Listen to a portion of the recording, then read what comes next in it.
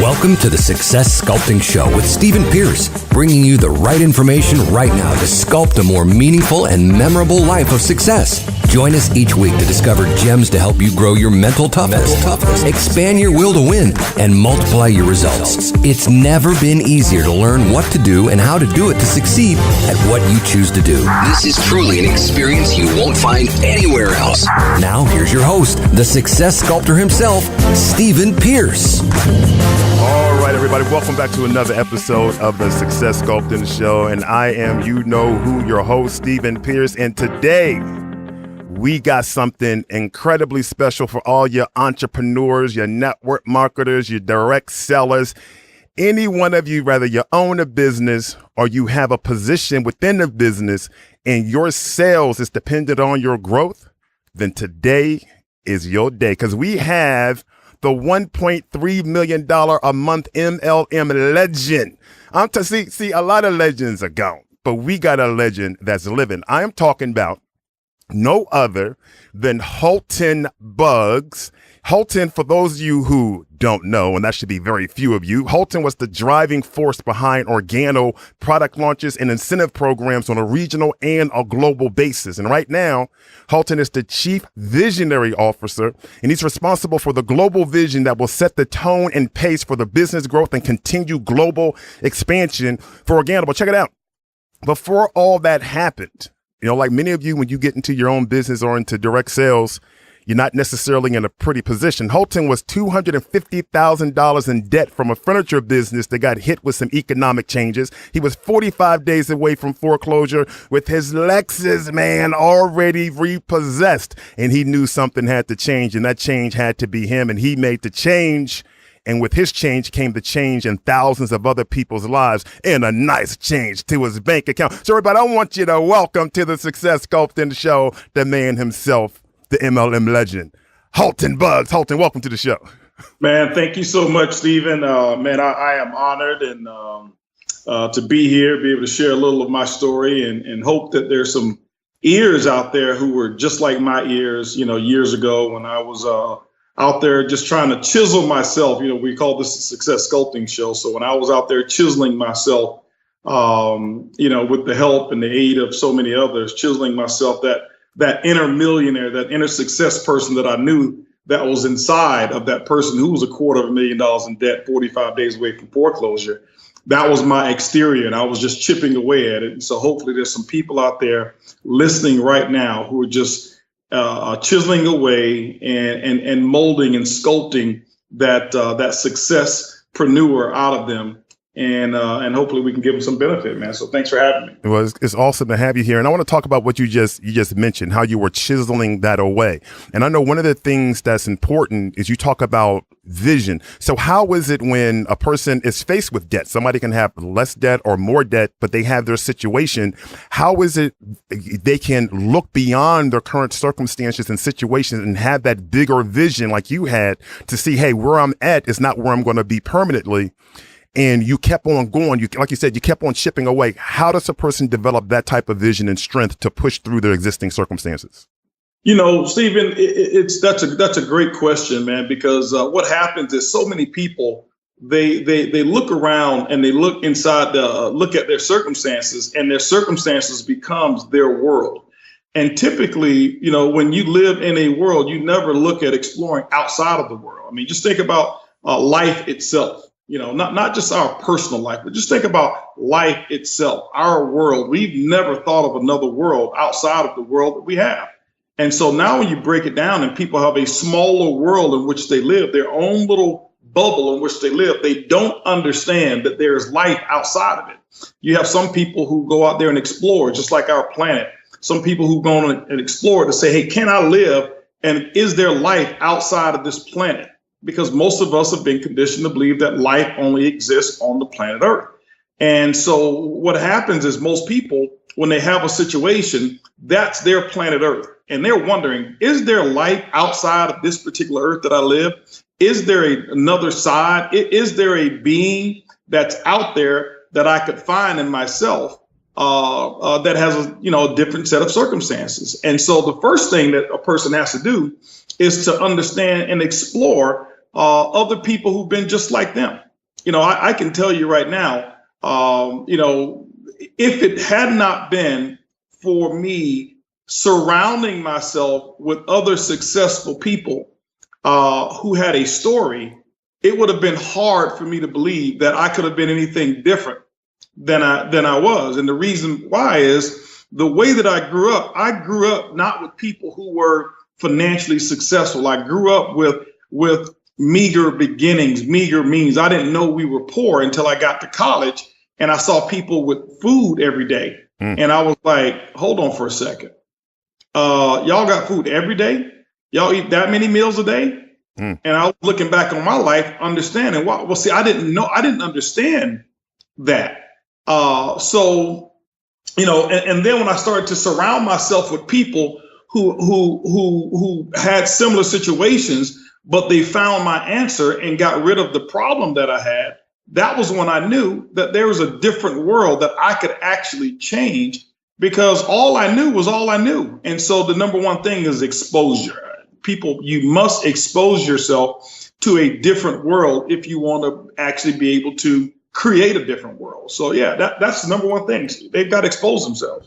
So let me ask you this, in talking about exposing yourself and being around people that can expand the vision that you have for yourself, I want to talk about a lot of the things that you went through, because one of the things you talked about is early on in your direct sales career, you spent like 7 years in the business. You never made more than $500 a month and didn't have more than 50 people in your organization. You said, and they weren't all in at the same time.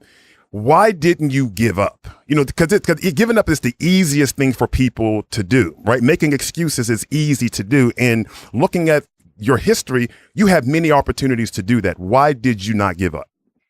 Well, the thing about it is, I knew where it was that I wanted to go, and I knew what the alternative was of not pursuing it. And so I had already seen my mom struggle.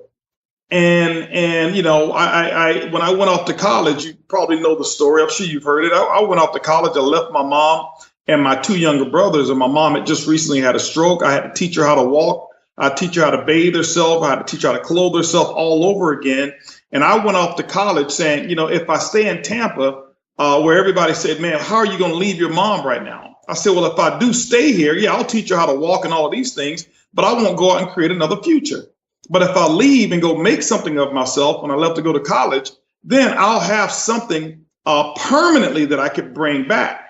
So it's no good her being able to walk, being able to do all of these things, and we're living in the same circumstances. So when I start pursuing my dreams and goals, and I saw the failure experiences and moments, and that's the key word, moments, failure moments that I was experiencing, I didn't have an alternative because I knew what it was already. I knew that, okay, if I give up, I'm going to go back to Tampa, Florida, or live here, and my mom will be in the same situation. My family will be in the same situation. I would not have made a difference. And that's not what I wanted. I came to Houston, Texas to go out there and make something of myself. And I thought that initially it was going to be in college or playing professional football. And so a good friend of mine told me, he says, a good friend of mine, Anthony Murray, he said, don't marry the method, marry the message.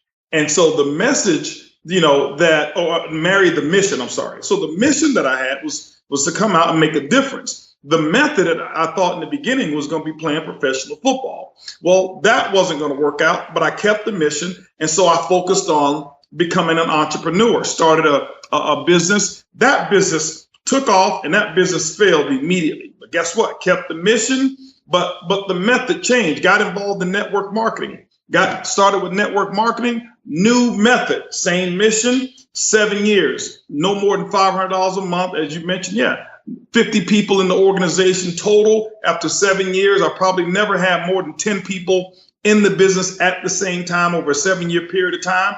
That's now the new method. Mission is still the same, but I kept believing in my mission. And so that's why I never gave up. Next thing you know, I transitioned from that, got involved in another business that I started, a furniture company, Next thing you know, that furniture business takes off. I start to succeed. Guess what? Method now changes. Mission stays the same. I need to take care of my family. That business went on for 5 years. I made great money, spent every single dime of it. I had a philosophy, make money in my 20s, save in my 30s. Bad philosophy. Guess what happened? That was when I come $250,000 in debt, 45 days away from foreclosure. Mission still the same. Got to change my method. Got back involved in network marketing.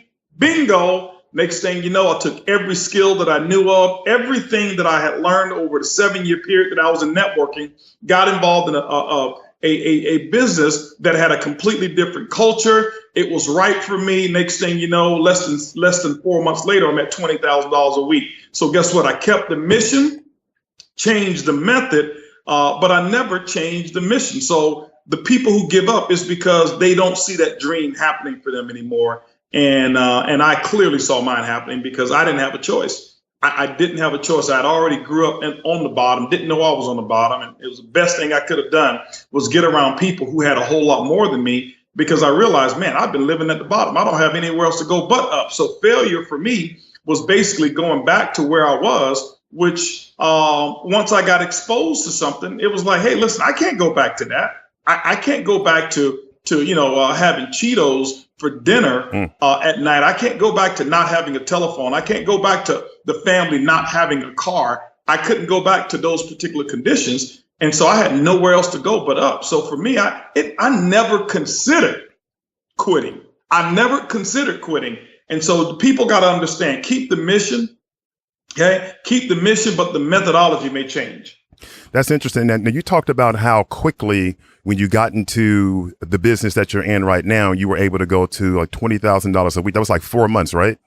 Right. Now, here's the thing, because one thing that I know that you talk about is that there's no balance in the beginning. So for everyone, whether it's direct sales, network marketing, their own entrepreneurial endeavors, you talked about when you launched your business back in, I think it was September 28th, 2008, you said that you hardly slept, you hardly ate, and you hardly saw your family, but the sacrifice was worth it. Talk to us about what it really takes. Because a lot of people, they play business, they play entrepreneurship, and they give lip service to it, and they waste their money investing in the appearance of success and not putting their efforts into the substance of success. So talk to us about what it really takes to launch a business and to have it to grow the way you've done yours. Stephen, man, you said it right in the very beginning. People want to look successful. They don't want to be successful. They have this imaginary thing that successful people have this comfort zone, that successful people can do all the things that they really want to do. Successful people have this comfort zone, and it's the furthest thing from the truth. And see, what happens is most people look at the finished product or the fully developed product of success, and they think that that's how it always has been. It doesn't work like that. It doesn't. Even still today, yeah, I have a whole bunch of freedoms, but I'm not finished. So I don't get to do everything that I want to do. I just came back off a 27-hour flight. You think I wanted to wake up this morning? I had 3 hours of sleep before this call. You think I want to wake up and be on a Skype call this morning? No, but I've got a dream. I've got a vision. I got a call right after this one here. As soon as we finish here, I've got a conference call right after I finish that one. I've got 3 other meetings after I finish that one. Guess what? I don't want to do any of them. And I'm being honest with you guys. People, I thought you enjoyed what you do. Well, yeah, I do enjoy what I do, but I don't enjoy every single day of having to do it. Right. And so in the very beginning, as I started to launch my business, I knew that I was going to be faced with doing so many different things that I didn't want to do. I want you to imagine this. I'm going to draw a parallel here. And I want you to just imagine, let's take somebody like a Muhammad Ali, okay, right, who was one of the greatest ever. Do you think he enjoyed getting up in the morning, 4 o'clock in the morning, running 5 miles when it was freezing? I'm talking about freezing over there in Kentucky, and then going into a gym and letting somebody beat on his head for 3 to 4 hours a day? No, not at all. You think he enjoyed that? You think he enjoy when you see people in the gym, when you see them boxers in the gym and they're running X number of miles and they're doing X number of sit-ups, and you see the pain on their face from working their bodies, the way that they're working their bodies. No, you don't enjoy that. What you enjoy is the vision of what the finished product actually looks like. Right. And so successful people very seldom enjoy that vision. We very seldom enjoy that vision. Why? Because it continues to grow and it continues to grow. So when I started, when I started working on, when you reference, the beginning phases, that there is no balance. There is no balance. I wasn't doing what I wanted to do. I wasn't sleeping when I wanted to sleep. I wasn't being able to have meals when I needed or wanted to have meals. Not Harvey, but it was a Hurricane Ike came through here in Houston, and I was launching a business in 2008. Go back and look at the dates. September of 2008, we had a hurricane. Never forget, my mom calls me on the phone saying, "Baby, have you heard?" I said, "Heard about what?" She said, "There's a hurricane coming your way." I said, "Mom, I don't have time for a hurricane." She said, "Why?" I said, "Because I'm creating my own." She says, "What are you talking about? Boy, you got enough money. Get your family and get out of there." Mom, listen, I don't have time to deal with a hurricane. I'm in the middle of a launch. And when you have a rocket ship sitting on the launch pad and something happens and you decide, okay, I can't launch, but you're in the middle of the countdown, you can't launch anymore. That's done. So I had a decision to make, and I'm very respectful of people who had to endure challenges and loss throughout some of these natural disasters. So I'm not belittling anyone who left or whatever it is, and I'm not encouraging anybody to just stay and try to say, I'm waiting it out because I heard HB. No, it was just, I was so convicted. I hadn't watched any television. I hadn't listened to any news. There was nothing that I had listened to that was letting me know except my mom. So I really didn't understand the severity of it. But at the same time, I knew how big my vision was. And guess what happened? I never forget, the storm came here. It came over our neighborhood. It devastated so many houses in our city.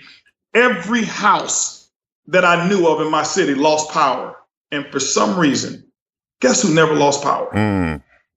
I never lost power. And I believe it was because, in my opinion, I believe it was because God was saying, this guy's got a big vision. Let me not interrupt what he's about to do. He's about to do something to impact the world. He needs this electricity. And it was amazing. My next door neighbors, everyone who's across the street from me, I remember it like yesterday, out of power. Here I am. I've got power. That is when a awesome. person makes a decision, here's what happens. When a person makes a decision, when you do make a decision, and we talk about using the parables of when Moses parted the Red Sea. I believe that's a parable. I believe it's just that. Do I believe that the waters actually receded? And I don't believe that the waters receded. I believe it's a parable to say, once you make a decision, waters will move out of your way. Mountains will move out of your way. The universe will recognize that your decision is the dominant force at that particular moment. And things will happen and open up for you like they never have before. But you can't fake that. You can't imitate courage. You can't imitate decision. You've got to make a decision. You've got to be 100% congruent with your beliefs and where you're going for those things to happen. And that's what took place. And that's the reason the sacrifice, or what I call the investment, is worth it.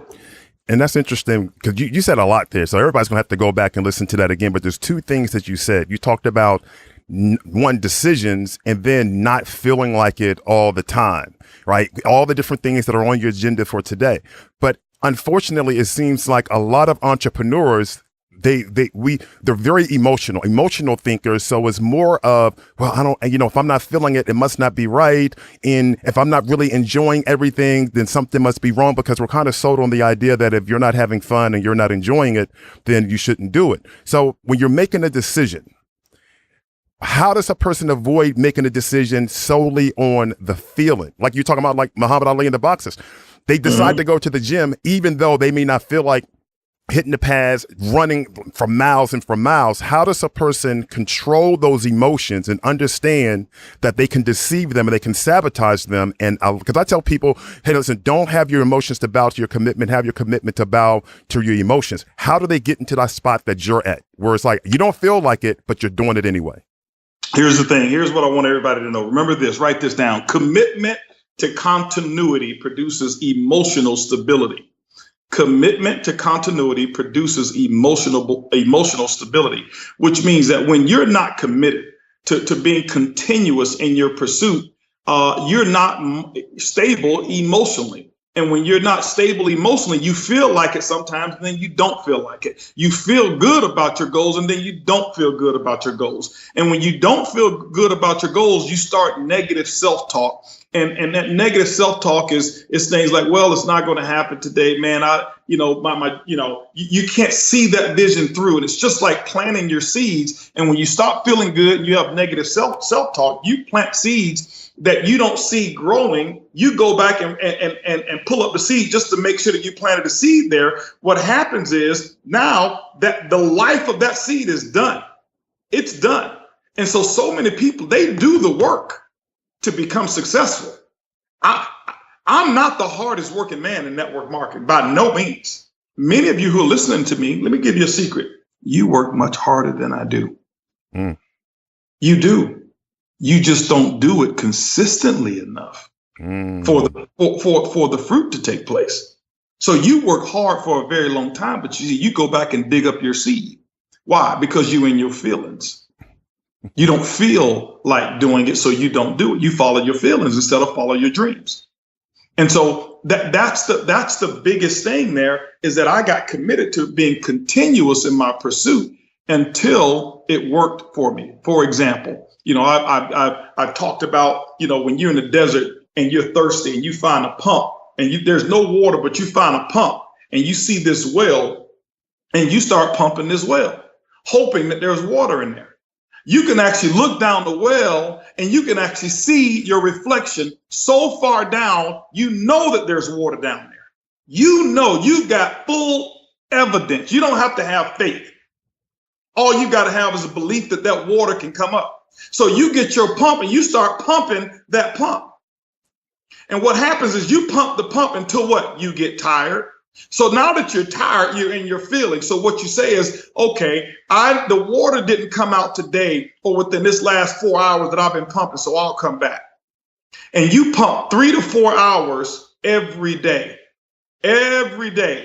But what happens is see, the water is representation of success. So what happens is you work every single day, but maybe the water requires 4.5 hours for you to start seeing the little trickle that you need. But you quit at 4.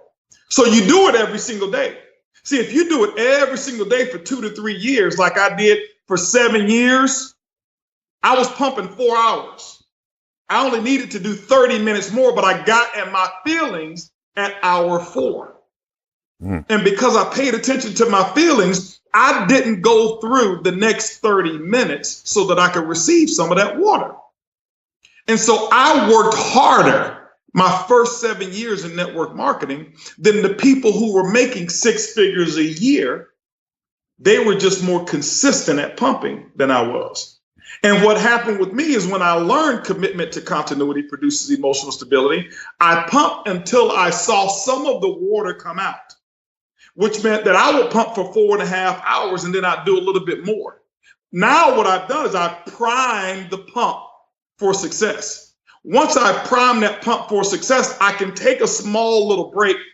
And as long as I don't take a break long enough for the water to recede back in the well, because now I've got to start completely over. And what I would do is I pump a little bit more and I get that water running running a little bit more, a full flow of water. Now I know I've got a consistent flow of success or income that's coming in. What I do is I work even harder. And then what I do is I take me a little break, come back, pump the pump a little bit more. Take me a little break, come back, pump the pump until it's gushing out. Once it's gushing out, now I can take me a week vacation, 2-week vacation. Why? Because I've done the work to prime the pump. Most people, you're working so hard but you're so inconsistent in your work. You're so close. The water is right now about to come out the valve, and you get in your feelings. And when you get in your feelings, the water recedes if you pay attention to your feelings.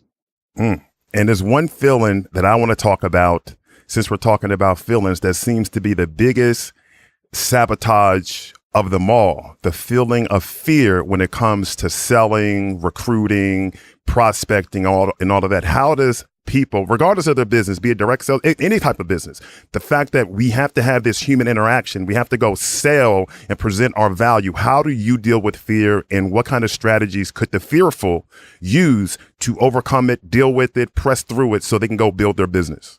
Okay, here we go, guys. Listen, guys, if you know me, if you've ever followed me, I don't follow the trends of what most motivational speakers and trainers do, because I'm not bad on any of them in particular. But I just know as an industry, what we've learned, many of us have learned to say what we believe everybody wants to hear, or we've read certain things in books. And now we did it differently, but we read it in the book. So when it's time for us to teach, we teach what we read versus what we do. 95% of speakers that I know of, they teach what they have read or what they've heard at a seminar, not actually what they do.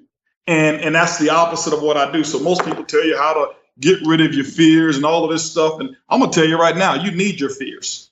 You can't accomplish anything if you ain't afraid of something. I don't want to be around somebody who tells me that they're not afraid at all. I don't. My biggest accomplishments have come from the things that I was afraid of most. So what you've got to do is you've got to learn how to embrace your fear, and you've got to recategorize your fear. And what I mean by that is that you've got to now separate your fears and understand how to utilize that particular fear to work for you versus working against you.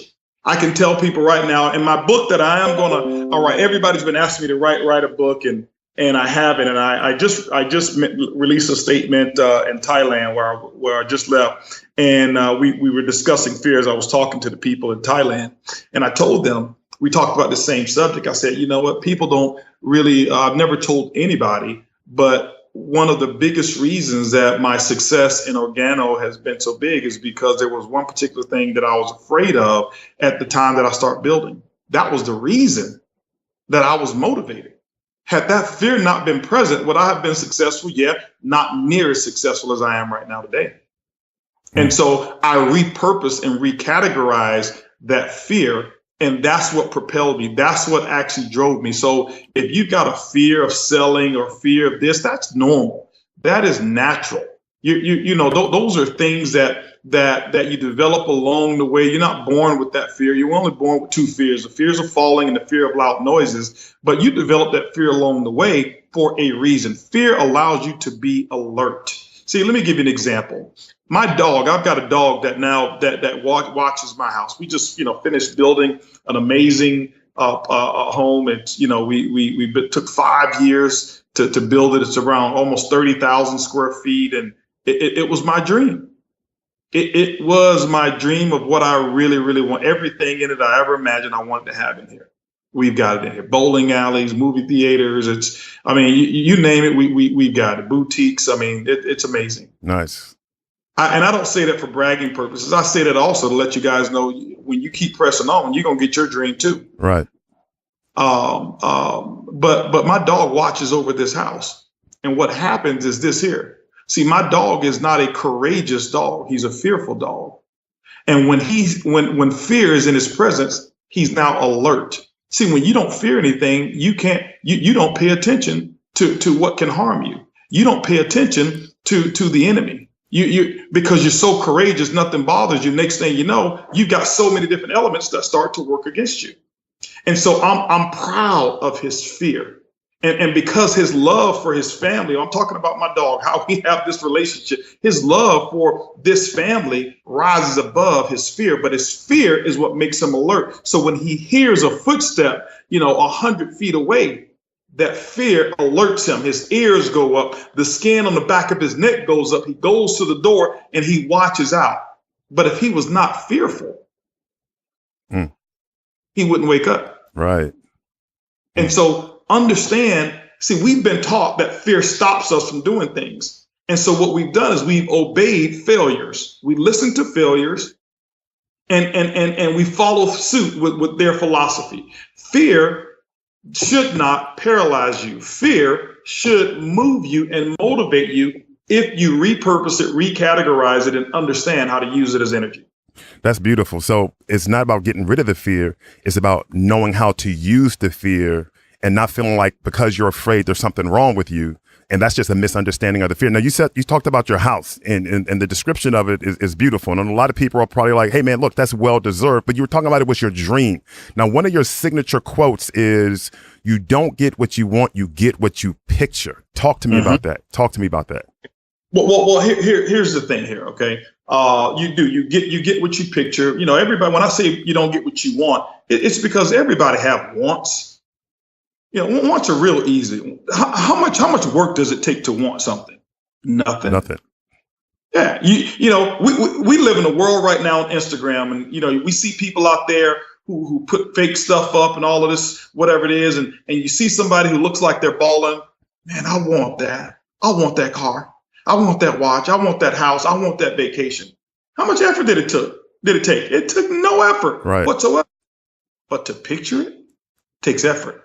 See, to vision it took effort. See, I got photos I can show you back in 2000 and 2007 that when I would walk the neighborhood that I live in right now, and I actually visualized this house. I took photos of the house in 2007, 2 homes over here that I took photos of that I said, man, these are 2 homes that I would one day want to have. This is 2007. Okay. I actually put it up on my Instagram. On my Instagram, you'll see where it says to dream is free, not to dream is very expensive. Wow. Because I dreamed about these houses. Guess when I dreamed about them? I wasn't, you know, I was actually in between opportunities at the time. And when I was between opportunities, that was when my vision really, really came out. And that's when I started to dream and visualize. And so I visualized, and I had these photos, and I would look at these photos all the time. And I never forget when these 2 houses were actually being built, even before 2007, you know, early into, I think it was 2001. What happened is I would come over here and look at this house. I came all through the house before the owner even moved in. I probably came over here more than the owner did. Why? I would visualize myself. I would picture myself living in a house just like this. And so what happens, I believe that when you start to visualize and you start to get emotional about your vision, it becomes, you know, internal.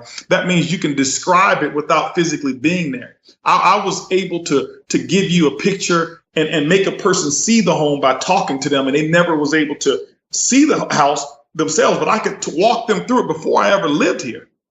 Because I was that in tune with my picture. It took a lot of effort to be able to do that. And what your picture does, your picture is the destination. And then now what happens, your personal growth and your mindset, what you feed your mind, becomes your navigational system.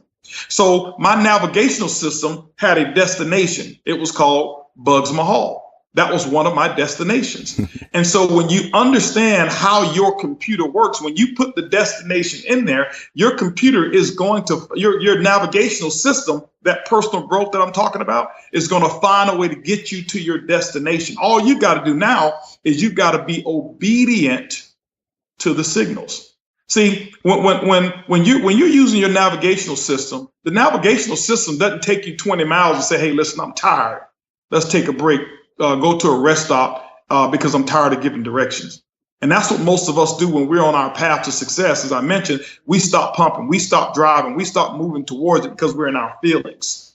And so when you understand those 3 components there, that personal growth, the navigational system, being obedient, committed to continuity, as I mentioned before, and then understand being able to picture your success, which is the destination that you put into your navigational system, what happens is things always come up to bring you towards it. So what happened is, here I am, I'm growing my business. I'm not giving up. I'm focused. My realtor calls me one day, says, Bugs. He said, you wouldn't believe it. I said, well, I would believe it. Just tell me. He said, listen, the house you've always wanted is now for sale. He said, but here's the thing. He said, it's in foreclosure.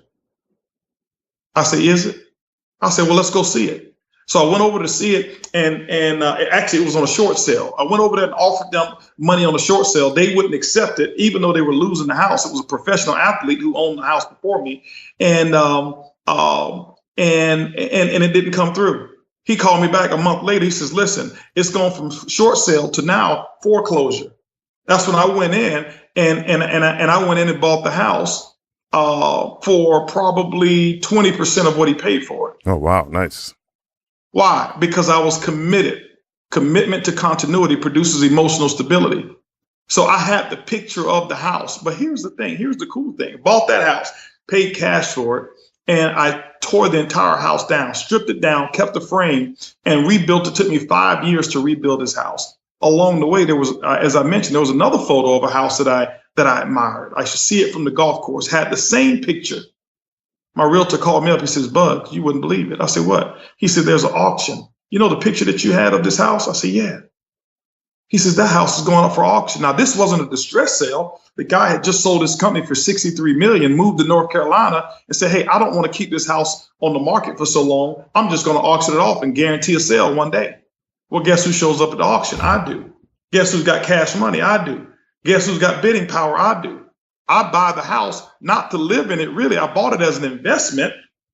And then my wife went to see the house. She says, well, honey, this house right now, why don't we just move into this house until our dream home is built? Because I've got a whole room upstairs that I can use for my closet. I said, okay, well, we'll do that. I ended up with 3 homes in this neighborhood. The one that I envisioned first to move into, and 2 that I had on my vision board. Ended up with all 3 homes. Why? I envisioned them. Wow. And so I don't want to make this sound like fairy tale. Right. I went and did the work. I didn't focus on my vision the entire time. The vision was in me, so I didn't have to look for it. It was in me. I made sure I focused on being committed to the continuous pursuit. Do you still, I mean, you've accomplished a lot. Do you still set goals? Oh, I have to, man. Yes, I have to. I set goals in all different areas of my life. I'm just more intelligent about being able to do them now. And what I've learned, and I'll give you one tip on goals, guys. Stop setting goals that you think everybody else is impressed with. Most people, they don't set goals. They set objectives that they believe will satisfy their friends. I'll give you one example. Okay. I set a workout goal. It's going to sound crazy to most people. My workout goal was make sure I get to the gym 4 times a month.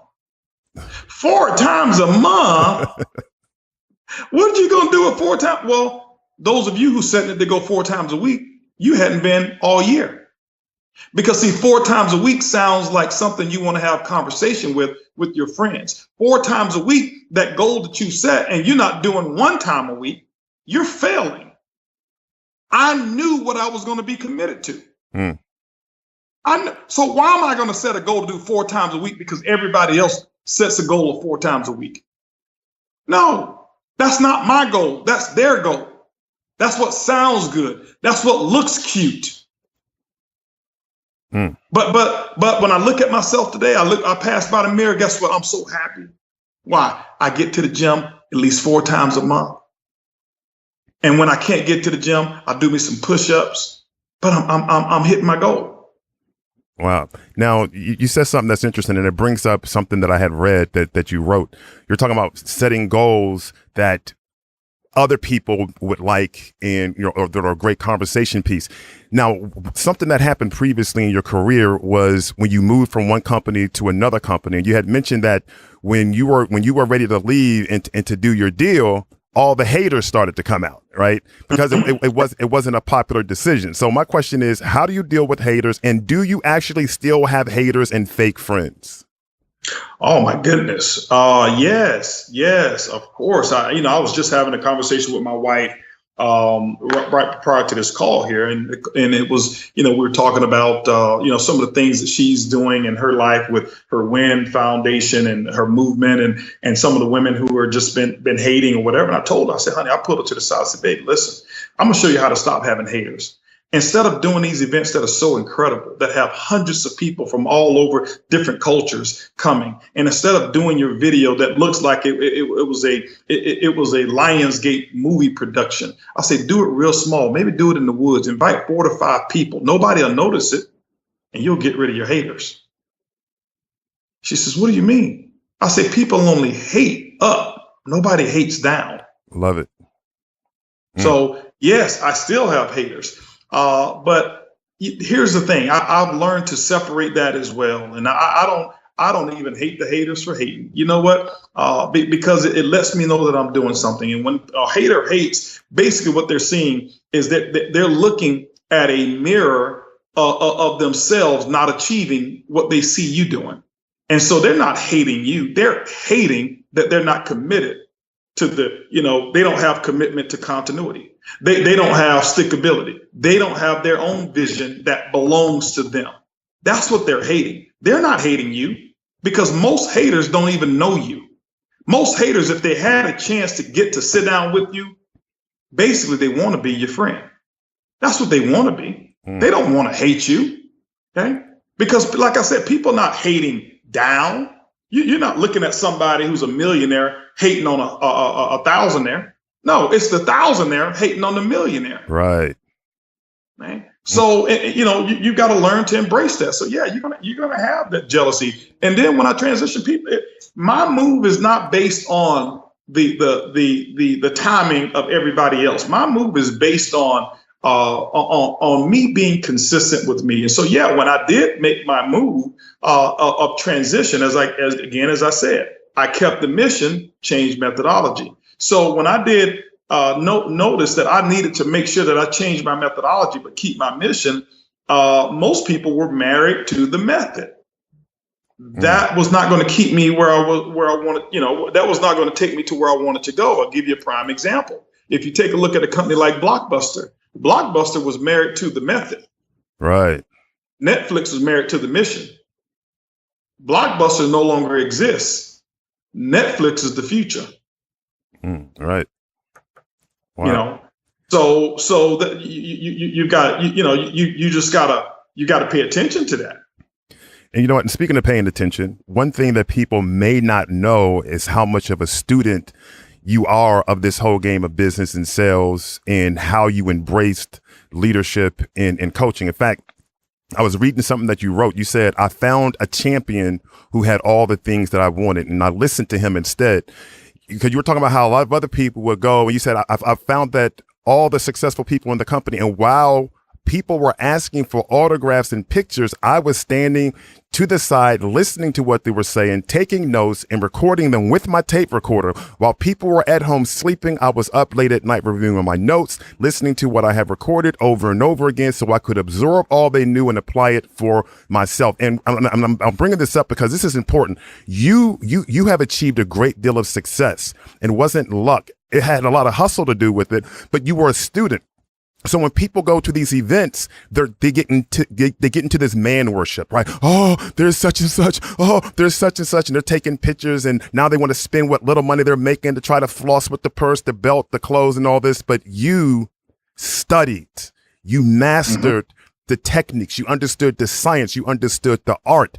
How big of a difference will that make to people in their business, in their careers, if they remove themselves from all the glit and the glamour, if you will, and get to the brass tacks on how this business operates and be true students of this game? I tell people, hey, listen, keep asking for selfies if you want to be average. And say that again. Keep asking for selfies if you want to be average. I love that. Yeah, if you want to be average, just ask for selfies. And now here's the thing, and I'm telling you what if you ask anybody in my group, it's the same thing. I do leadership trainings all over the world. I just came back, from, as I mentioned, from Thailand. I was over in Thailand. I was over in Laos. I left actually Mexico, Thailand, and Laos. So I did a 3-country tour.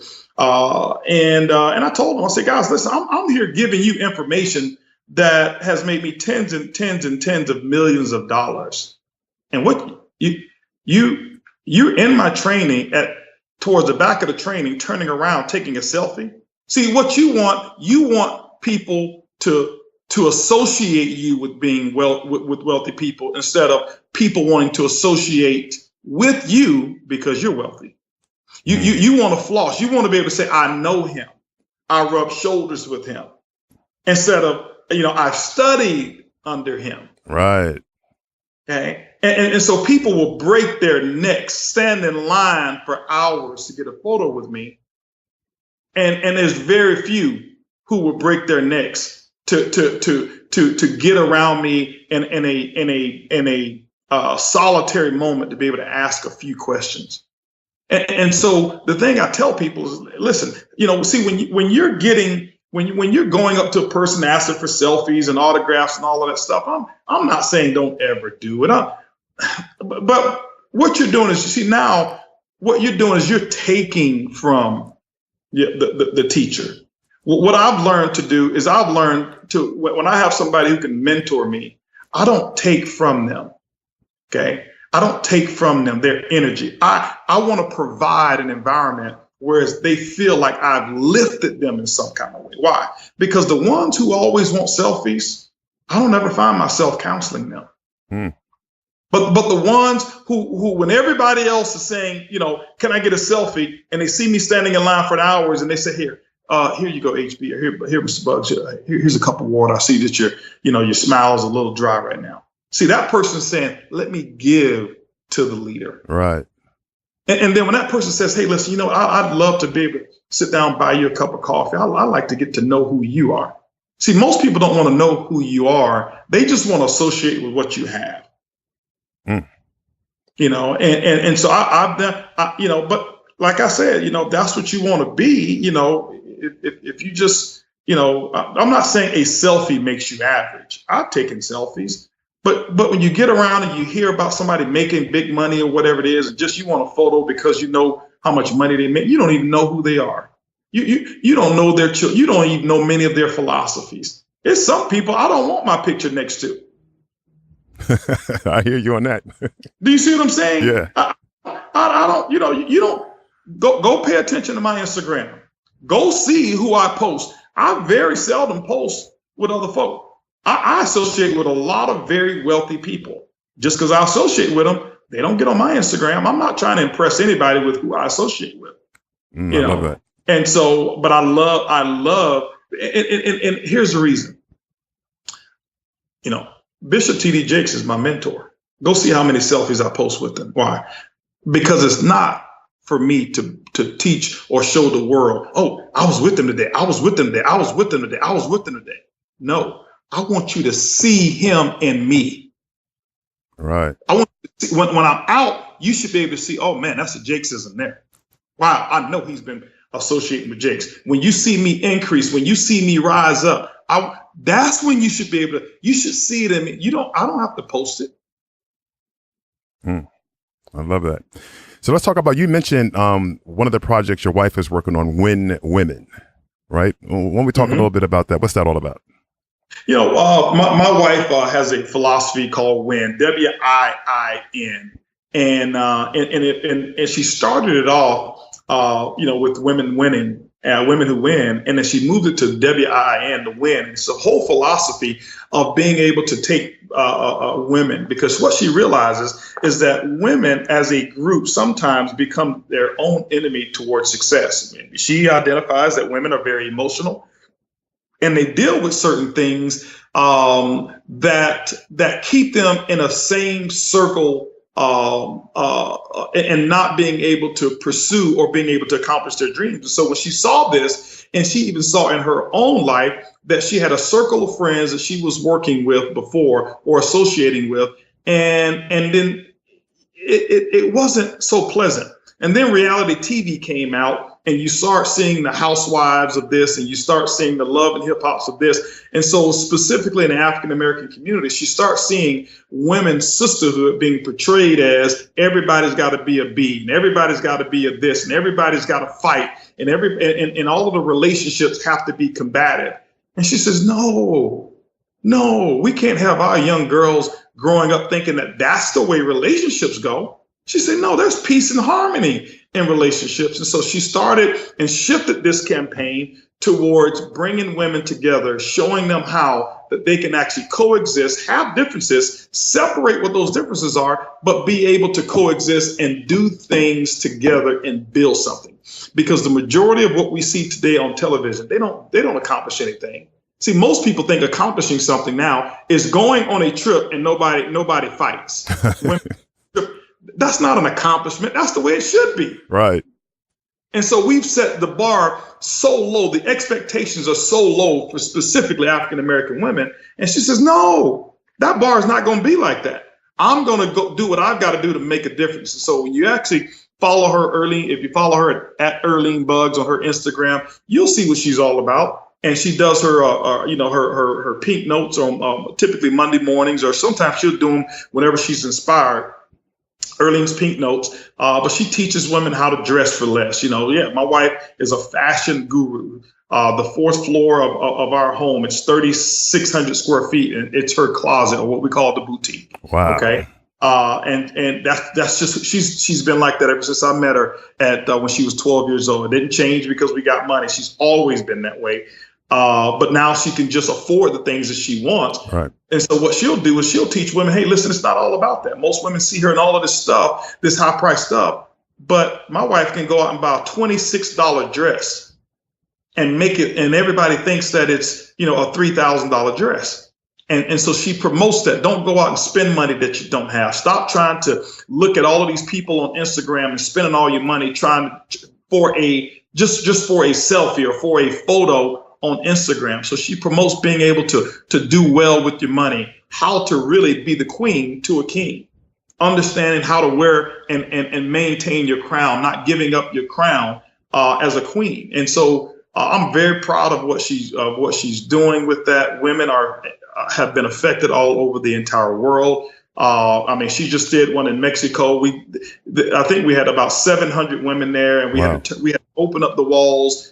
We turned so many people away, and because women are starving for this type of information. So my wife doesn't speak a lick of Spanish at all, but she was able to be there and infect people like crazy. She went over to Italy, did one in Italy. It was the same thing. London, the UK. She's going now all over the world. She's so much in demand right now. People who want who want to be a part of this movement, and she doesn't do it for money. She does it for a cause. I love that. Now, what about OG Cares? Talk to us a little bit about that. I want people to understand what it is you're involved with. Well, with OG Cares, it's a charity, and as I started to build and as things changed for me financially, my goals change. And by the way, I'll share this with you. I hear so many people who start to say that they're building their business because, I want to help people. And here they just starting, and it sounds good. It's a goal that sounds good. I didn't build my business because I wanted to help anybody. I didn't want to hurt anybody. I knew people would get help, but that wasn't my goal. My goal was to take care of my family. Love that. And stop feeling guilty, about putting yourself first sometimes. And that's why you're not accomplishing anything. Because, I want to help people. Well, you hadn't even gone out showing your presentation, sold your product to nobody. How many people do you really want to help? And so as things changed for me, I focused on me and my family first through serving others. I wasn't selfish. I knew I had to serve others. And as things changed for us and that we were satisfied with at least, where we were, my things tilted for me in the direction of being able to focus on other people. And so OG Cares came out because I wanted to have a philosophy that it didn't matter how much I'd gain. I wanted to be known for how much I was able to give, not how much I earned. Right now, people look at me about how much money I've earned, which is good. That maybe should be the motivation for some of you. But along the lines, at some point in time, you will change. You will change. And I did have a change. And it was like, man, I see how little makes a big difference in the lives of so many people. And so OG Cares is that charity that focuses on disenfranchised youth all around the world. And we've been able to raise, great amounts of money, not only just the money, but the time that we've been able to invest into those lives of those kids, seeing people such as myself who came from nothing and who rose to something above what even some professional athletes or actors have been able to accomplish, most of them. And seeing that they can do it too, that you don't have to, dunk a basketball. You don't have to throw a football. And that's okay if you have that talent, but you don't have to be a rapper or an actor. You can actually be in business. And that's really what I want to be more known for. Because whenever I'm in my cars, what they ask me? What's that? Who do I play for? Okay, I hear you. Who do I play for? And it's just a stereotypical thing. It's right. And I'm not out here just saying, okay, it's only one particular race or whatever it is, but it's that society has built up, whereas an African American man who is in a Lamborghini or a Rolls Royce or his Bentley or living in the 30,000 square foot house, he must be an athlete or he's in the music business. Nobody ever asked me, which company are you a major top executive of? Nobody ever asked that. Right. Ever. Wow.